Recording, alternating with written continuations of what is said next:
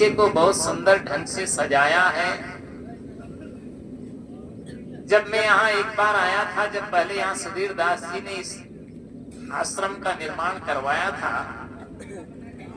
तब वही इसका देख रेख किया करते थे। कुछ समय के बाद में साध्वी साधना जी यहाँ आई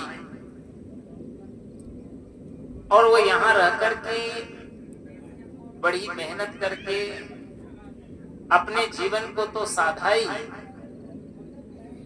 लेकिन इस आश्रम के प्रांगण को भी उन्होंने अच्छे ढंग से साधनात्मक तरीके से सजाया है। उसी का प्रतिफल है कि यहाँ आप अच्छे हरे भरे वृक्षों की छाया में बैठे हैं। और आप ये भी जानते हैं कि वृक्ष लगाना कितना पुण्य का काम होता है। इसलिए हर व्यक्ति को एक वृक्ष जरूर लगाना चाहिए, चाहे वो माँ के नाम पर लगाए, चाहे पिता के नाम पर लगाए, चाहे पत्नी के नाम पर लगाए, चाहे भाई के नाम पर लगाए, चाहे बेटे के नाम पर लगाए, और किसी के भी नाम पर लगाने का मन ना हो तो अपने नाम पे ही लगाए। मन होता है कि नहीं आप लोगों का भी? तो कम से कम आप एक वृक्ष जरूर लगाएं। वृक्ष वह काम करता है जो कोई नहीं कर पाता है। इसलिए पहले संतों ने कहा था, तरवर सरवर संत जन,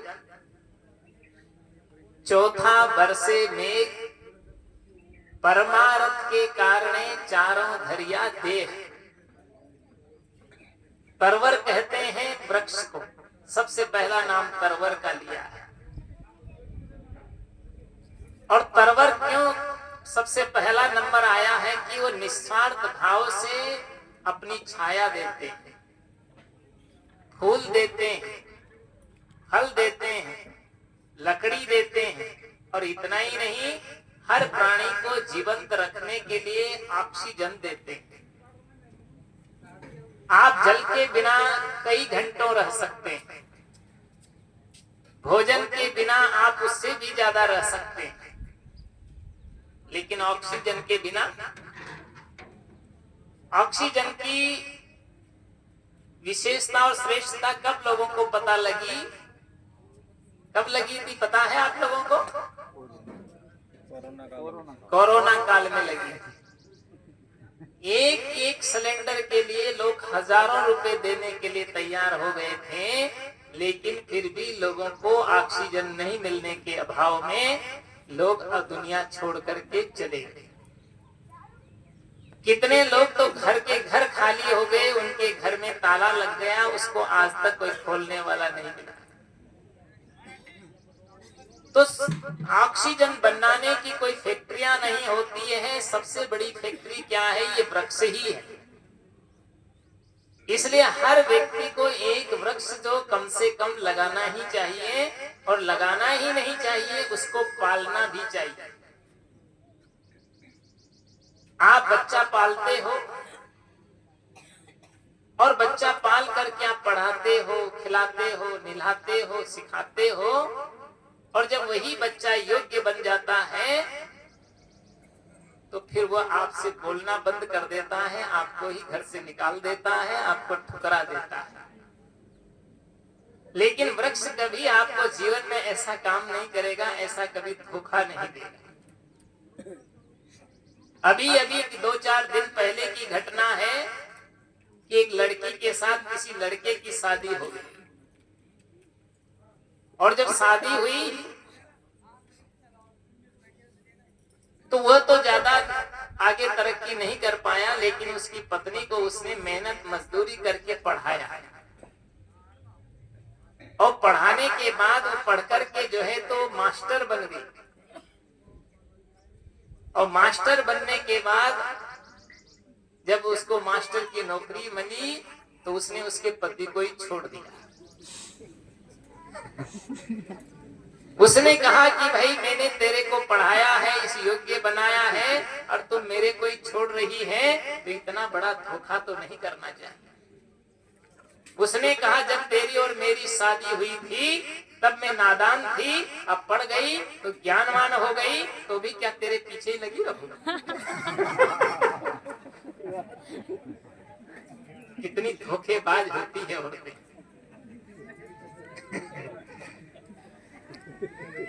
मैं ये नहीं कहता इसमें सब नहीं होती है, कोई कोई हो जाती है, लेकिन ऐसा नहीं करना चाहिए। आप जिस बेटे को पालते हैं, जिस बेटे को सजोते हैं, जिस जो माँ अपने आंचलों से दूध पान कराती है और अपने ब्लड से उसकी बॉडी को सींच करके तैयार करती है, वही बेटा जब बड़ा हो जाता है तो माँ बाप की तरह बिल्ली की तरह घुर्राता है। और जब घुर्राता है तब उसको पता लगता है और वो मन में सोचता है या सोचती है कि इससे तो नहीं होता, वो ज्यादा अच्छा।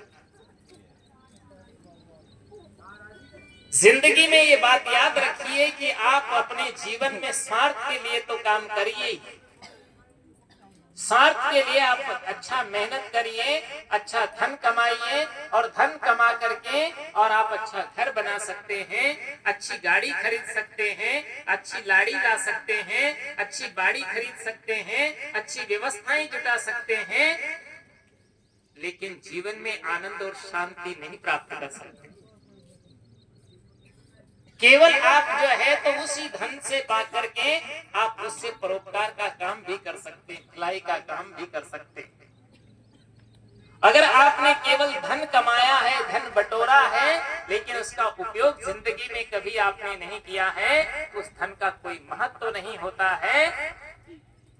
धन का महत्व तभी होता है जो अपने भी जिंदगी में आप सुख से जी लें और दूसरों को भी खुशियां देने के लिए उपयोग में ले लें। इसलिए जिंदगी में ये बात हमें हमेशा याद रखनी चाहिए कि हम निरंतर वह काम करें, वह चाल चल कि उम्र खुशी से कटे तेरी, वह चाल चल कि उम्र खुशी से कटे तेरी, और वह काम कर कि याद सब तुझे किया कर। तो जीवन में कुछ हमें भलाई के काम करना है, कुछ परोपकार का काम करना है, कुछ नेक जिंदगी जी करके और दूसरों के भी लिए हम अच्छा काम करके जाएं। तो पहली बात आई है कि हमें पेड़ लगाना चाहिए। तो साधना जी ने इतने पेड़ लगा दिए, चाहे नींबू का हो, चाहे आम का हो, चाहे और पता नहीं किस किस के पेड़, अमरूद के हैं, शीशम के हैं, और भी तमाम सारे पेड़ों से इस गार्डन को, इस आश्रम को उन्होंने बहुत सुंदर तरीके से सजाया है। दूसरा, उन्होंने अपने पेड़ों से यही नहीं सजाया, पहले अपने जीवन में उन्होंने साधना की। और साधना का तात्पर्य आप सब जानते हैं, एक होता है साधन और दूसरी होती है साधना। साधन तो आपको मानव जीवन मिला है, सभी को वो जीवन मिला है, लेकिन इस साधना से हम अपने साधन से हम अपने जीवन को जो है तो साधना करें, साधन पा करके और इसमें साधना का काम करें। वो साधना क्या है? आप अपने तन को साधें, आप अपने मन को साधें, आप अपने कर्म को साध कर करें, आप अपनी वाणी को साधें, आप इंद्रियों को साधें और अपने जीवन को संयमित बनाएं। जिसका जीवन संयमित होता है, सदाचारी होता है, संस्कारी होता है, परोपकारी होता है, भलाई के लिए होता है, वास्तविक में उसका जीवन तो चमकते हुए दर्पण की तरह बन जाता है, जिसमें दूसरे भी अपना चेहरा देख करके और अपनी जिंदगी को संवारते हैं, सुधार लिया करते हैं। ये संत जो बैठे हुए हैं यहाँ पर, ये संत जो है तो आपको यही सीख देते हैं, यही प्रेरणा देते हैं, केवल बातें करके नहीं, अपने जीवन में जी करके दिया करते हैं। इसीलिए कहा कि तरवर, और दूसरी बात उन्होंने कहा कि सरवर। सरवर जानते हैं, जलाशय को सरवर कहते हैं। जहां पर जल एकत्रित होता है उसको सरोवर कहते हैं या सरवर कहते हैं। वो भी जो है तो अपना पानी खुद न पी करके दूसरों के लिए काम में आता है। और तीसरी बात क्या कहा? संत जन। ये संत जन जो है, संत का मतलब जानते हैं क्या होता है? संत का तात्पर्य होता है सधन अंत, जिसने सारी बुराइयों का अंत नाम नाश करके जो अपनी चेतना में शांत रहता है उसको संत कहते हैं। अगर मान लीजिए किसी संत को आपने थोड़ा सा खिलाया और वो जो है तो आग बबूला हो गया, तो फिर समझो कि वो संत नहीं, वो तो खतरे में। कोई कोई संत भी बड़े शांति प्रिय होते हैं और कोई कोई संत इतने खतरनाक भी होते हैं कि बोला तुम क्या समझते हो। जिंदगी में याद रखिए कि लेकिन कभी कभी संत जो है आपको डांट भी दें तो भी समझिए कि हो सकता है तुम्हारा भला हो। इसलिए कबीर साहब ने बहुत अच्छी बात कही कि दुर्जन की करुणा बुरी। अरे भाई छानी मनी बैठ जा। देखो हम क्या बता रहे हैं, आप लोग भी बोलो। दुर्जन की करुणा बुरी, बोलो। भली संत की त्रास, सूरज जब गर्मी करे तब बरसन की आस। दुर्जन की करुणा बुरी। दुर्जन व्यक्ति है, दुष्ट व्यक्ति है, दुष्प्रवृत्ति में जीने वाला है, दानव प्रवृत्ति का है, और वैसा व्यक्ति आपको शैतान प्रवृत्ति का व्यक्ति हो और जब भी आपको मिले तो आपसे प्रेम करता हो, आपको सम्मान ज्यादा देता हो, आपको मिठाइयाँ खिलाता हो और आपकी प्रशंसा भी करता हो, लेकिन समझ लीजिए आपको खतरे में डालेगा। इसलिए उससे सावधान रहने की आवश्यकता है, सतर्क रहने की आवश्यकता है। अगर आप उससे सतर्क नहीं रहे तो फिर वो आपको ऐसा धोखा देगा कि फिर आप जिंदगी में कभी उबर ना पाओ। तो इसीलिए साहब कहते हैं दुर्जन की करुणा बुरी और भली संत की त्रास। अगर संत है और वो कभी आपको डांट दे तो डांट जानते हो, डांट जैसे बोतल होती है ना, बोतल की डांट होती कि नहीं होती, तो बोतल में डांट होती है तो बोतल में रखी हुई वस्तु भी सुरक्षित होती है और डांट ना हो तो बिखर जाती। इसी प्रकार से जीवन में कभी या कभी माता अगर आपको डांट दे, पिता आपको डांट दे, संत अगर आपको डांट दे तो उसमें नाराज मत होइए और आप पूरे महाराज बन जाइए। महाराज का मतलब होते हैं बिल्कुल मान से रहित हो जाइए, शांत हो जाइए और सोच लीजिए कि भाई हमें जो कुछ ये कह रहे हैं ये हमारी भलाई के लिए कह रहे हैं। एक बार एक संत जा रहे थे, तो रास्ते में क्या एक किसान का खेत पड़ जाता है और जब खेत पड़ जाता है तो एक किसान जो है तो बेचारा खेत में काम किया था और काम से थक गया था। थक जाने के बाद क्या घटना घटी, वो वहां एक खेत की मेड़ पर अपना मेड़ पे सो जाता है। लेकिन आपको पता है कोई कोई लोग सोते हैं तो सोने का भी तरीका लोगों का विलक्षण होता है। कोई कोई लोग तो ऐसे सोते हैं जो रात भर घुर्र घुर्र करते रहते हैं, उनके गले में घंटी बजती रहती। कोई कोई सोते हैं तो मुंह खोल के सोते है ना, मुंह खोल के सोते।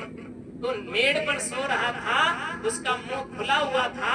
संजोग ऐसा था उधर से कहीं एक सर्प का बच्चा घूमते घामते आया और वो खुला हुआ मुंह देख करके सोचा कोई बांबी है और उसके मुख में प्रवेश कर गया। गहरी नींद में था। उधर से वो संत आ रहे थे और संत ने जब देखा इसके मुख में तो सर्प घुस गया, वो संत जल्दी लंबी चाल से चल करके आए और आकर के उसको तुरंत हिलाया और जगाया और कहा, बोला उठ। उस संत को देख के हाथ जोड़ता है, बोला महाराज बताओ क्या बात कि बोला बताने का समय नहीं है, ये देखो मेरा कमंडल है और इस कमंडल का पानी तुमको पीना है। उसने कहा मैं अभी पानी नहीं पीऊंगा, मेरे को प्यास नहीं है। उसने कहा नहीं पीना पड़ेगा। बोला नहीं पीऊंगा। बोला पीना पड़ेगा और नहीं पिएगा तो 3 खोपड़ी की खड़ा होगी जमाऊंगा। आप लोग जानते हैं कि मार के मारे तो भूत भागे, तो उसने गट सब पी गया, और जब अंदर पानी गया तो उसके मुख से वो सर्प का बच्चा निकला, और जैसे सर्प का बच्चा बाहर आया तो देख करके वो तो साधु के चरणों में पड़ गया। संत ने कहा कि मैंने इसीलिए तुमको पानी पिलाया था क्योंकि तुम्हारे मुख में सर्प घुस गया था। अगर ये बात मैं तेरे को पहले ही बता देता तो तुम पहले ही छटपटा के मर जाते। तो संत जो है तो कभी कभी व्यक्ति के जीवन में अगर कोई विपरीत समस्या भी आ जाए तो भी वो आपको भलाई के लिए, आपके हित के लिए कर सकते हैं। तो जिंदगी में कभी नाराज मत होइए और उसको आप अमृत समझ करके अपने जीवन में धारण करिए, पान करिए, ग्रहण करिए और जीवन को उद्धार कर लीजिए। इसीलिए संत जो है अपने जीवन में जो है तो सही दिशा के लिए व्यक्ति को निर्देशित किया करते हैं। इसलिए संत जो होते हैं वो भी परोपकार के लिए होते हैं। लेकिन कुछ लोग संत का बाना बना करके भी जो है तो दुनिया को ठगने का काम भी करते हैं। आजकल तो आप लोगों ने देखा तमाम बाबा लोग घूम रहे हैं, 4 चौपाई रामायण की सीख लिया है और 5 श्लोक भागवत का रट लिया है और बाबा बन गया है। और घर में जाके देखो तो बीवी बच्चों की लाइनें लगी हुई।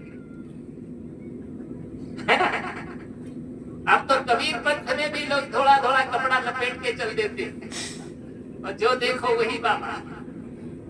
लेकिन ऐसे नहीं, केवल बाबा बनने से काम नहीं चलता। ये संत बाबा बनने में इन्होंने कितनी मेहनत की होगी। आप लोगों को बाबा बनने में ज्यादा समय लगता है, गृहस्थी बाबा बनने में कितना टाइम लगता है जानते हो? पहले शादी करिए, फिर बच्चा पैदा करिए, फिर बच्चा के बच्चा हो जाएगा, उसकी शादी करने के बाद जब बहू आएगी और जब उसके बच्चा होगा तब बाबा बनने का नंबर आएगा। और यहाँ तो साधु को तो 5 मीटर कपड़ा लाइए, 2.5 मीटर नीचे लपेट लीजिए, 2.5 मीटर ऊपर लपेट लीजिए और 1 मीटर बचे तो खोपड़ी में लपेट लीजिए, बन गया बाबा। तुरंत प्रमोशन होता है कि नहीं होता? लेकिन उस बाबा को समझना चाहिए कि हम बाबा बने हैं तो दुनिया हमको नमस्कार करती है। उसको घर में जाता है, उसका न बेटा प्रणाम करता है, न बहू प्रणाम करती है, न छोरा छोरी प्रणाम करते हैं। और वहां जाते हैं गुर्राते कि क्या रोने के लिए आए, क्या बाबा बन गया। एक घर में हमारे साथ एक साधु चल गया, वो कहता है गुरुजी हमारे साथ चलिए। मैंने कहा कहाँ चले? कि हमारे घर चलिए। मैंने कहा क्या करेंगे? बोला हमारे बच्चों से वो भी दर्शन दे दिए। अब मुझे क्या पता था इसकी तमाम बड़ी लाइन लगी हुई। अब भैया मेरे को ले गया, वहां ले गया, बड़ी प्यार से उसने जो है वो जो है जाकर के दिखाया कि बीबी बच्चे पोता पोती ढेर सारे थे। तो मैंने कहा भाई जो है तो देखो ये तुम्हारे क्या लगते हैं? एक ने कहा ये मेरे पिता हैं, दूसरा कहता है मेरे पति हैं, तीसरा कहती है कि मेरे ससुर हैं, चौथा क्या कहता है कोई नाना कोई नानी कोई दादा दादी सब पता कहानी सुना डाली। तो मैंने कहा भाई ये तुम्हारे घर में आते हैं तो तुमको खुशी होती कि नाराजगी होती? बोला ये बाबा बढ़िया जो है ले बाओ ये बाबा ही बन गया तो यहाँ क्या लेने आता है? ढोंग करता है, बोला ये ढोंगी बाबा है। उसके बच्चे भी ये बात जानते हैं ये असली बाबा नहीं है। अभी इसको न मोह टूटा है, न इसकी आसक्ति छूटी है, न परिवार के प्रति इसकी चिंता और फिक्र समाप्त हुई है। ये तो अभी भी खोपड़ी में लाद के घूमता है। लेकिन जिंदगी में याद रखिए ऐसा भूल करके भी मत करिए। वास्तविकता हो, सच्चाई होनी चाहिए दिल के अंदर में। इसलिए कबीर साहब कहते हैं कि भाई जीवन में आप अच्छा बन जाइए, साथ साथ में आप जो हैं तो संत हैं, तो संत परोपकार के लिए होते हैं। ये न समझिए कि आप जो कुछ पाते हैं भक्तों के द्वारा और उसको बटोर करके आप बीवी बच्चों को डालिए। एक घर में तो हम गए थे, तो एक घर में गए तो वो कहते हैं हम गए तो वहां उनकी बकरियां जो है तो सफेद सफेद कपड़ा अचला ओढ़ रखी थी। तो हमने कहा भाई ये जो है तो ये बकरियों को अचला क्यों पहना दिया? वो उसका पोता कहता है ये मेरा दादाजी लाया जैकेट। आप बताइए, ऐसा जीवन में कभी मत करिए। जीवन हमारा अच्छा होना चाहिए, जीवन हमारा सच्चा होना चाहिए, जीवन हमारा पक्का होना चाहिए और जीवन में हमारी साधना भी पक्की होनी चाहिए। इसलिए कबीर साहब कहते हैं साधु होना। अभी एक महात्मा जी से मुझे भेंट हो गई तो मैंने पूछा भाई जो है तो तुम कहाँ से आए? तो बोला मैं हमारा घर से आए थे। बहुत अच्छी बात है। बोला मैंने कहा साधु, बोला मैं साधु हो गया। मैंने कहा साधु हो गया तो घर में क्यों पड़ा रहता है? बोला सोचूंगा। अब बताइए, जिंदगी में याद रखिए साधु का मतलब होता है जिसका जीवन साधना पर आया है और भक्त का जीवन वो होता है जो समाज में सबकी भगत ले और संत उसे कहते हैं जो सबकी सह। सीधी सी भाषा में आप समझिए तो संत उसे कहते हैं जो सबकी सह लेता है। कोई कुछ भी कहे क्या फिक्र है, कोई तो निंदत, कोई तो बंदत, कोई तो आए के देता है भक्षण, कोई तो आए लगावत चंदन, कोई तो डारत दूर तत्क्षण, कोई कहे ये मूर्ख दिखत, कोई कहे ये आए वितक्षण और सुंदर गाओ से रागन देशन। और ये सब जानो साधु के लक्षण। कोई निंदा भी करेगा, कोई प्रशंसा भी करेगा। ये जरूरी नहीं कि कोई हमारी प्रशंसा ही करेगा, कोई निंदा भी करेगा, कोई आपकी वंदना भी करेगा, कोई गाली भी देगा, कोई आपके ऊपर फूल भी बरसाएगा तो कभी नंबर आए तो धूल भी झोंक सकता है। तो ये सब परिस्थितियां होती हैं, लेकिन हर परिस्थिति में व्यक्ति को सम रहने का कटिबद्धता उसके मन में होनी चाहिए और जो समता और शांति के साथ जीवन जीता है वास्तविक में उसी का तो जीवन दूसरों के लिए आदर्श होता है। एक गांव में होकर के हम लोग निकल रहे थे, संजोग ऐसा हुआ एक गांव में नहान चल रहा था। नहान जानते हो इधर होता है कि नहीं होता? उधर हाड़ोती में नहान होता है। तो पहले लोगों को गुलाल उलाल तो होती नहीं, धूल से खेलते थे। हम लोग जा रहे थे, 8-10 साधु थे हमारे साथ। अब वो जो है तो लोग क्या कर रहे थे, एक दूसरे पर धूल फेंक रहे थे। अब उधर से हम लोग भी निकल पड़े। तो हमने कहा भाई देखो इस संतों पर धूल नहीं फेंकना। तो गांव के बड़े बूढ़े थे, उन्होंने भी कहा कोई बात नहीं, संत हैं इनके ऊपर नहीं फेंक देंगे। अब साधु जब हम लोग आगे जा रहे तो पीछे से वही जो ना बोल रहे थे उन्होंने कहा कि चलने दो। अब सब पोटलियां भर भर के साधु के ऊपर फेंका। तो साधु कहते हैं कि अरे ये तो बहुत खराब लोग हैं, यहाँ धूल फेंक रहे हैं। मैंने कहा ये आपकी परीक्षा कर रहे हैं कि साधु कच्चे हैं पक्के। तो परिस्थितियां आती हैं, लेकिन परिस्थिति में भी व्यक्ति को सम रहने की आवश्यकता है। इसलिए जिंदगी में याद रखिए आपके जीवन में भी परिस्थितियां आती हैं, चाहे वो ग्रस्त हो, चाहे विरक्त हो, चाहे संत हो, चाहे साधु हो और चाहे कोई भी व्यक्ति हो। हर व्यक्ति के जीवन में परिस्थितियां आती हैं, लेकिन उस परिस्थितियों में भी खुश रह करके अपनी जिंदगी जी लेता है, उसी को इंसान कहते हैं, उसी को सज्जन कहते हैं, उसी को समझदार कहते हैं, उसी को संत कहते हैं। इसलिए हम सभी को इस बात को याद रखना चाहिए कि पूरे हैं वे मर्द जो हर हाल में खुश है, कभी ओढ़े टाट तो कभी बाट में खुश हैं, मिला अगर माल तो उस माल में खुश हैं और हो गए बेहाल तो उस हाल में खुश हैं। पूरे हैं वे मर्द जो हर हाल में खुश हैं।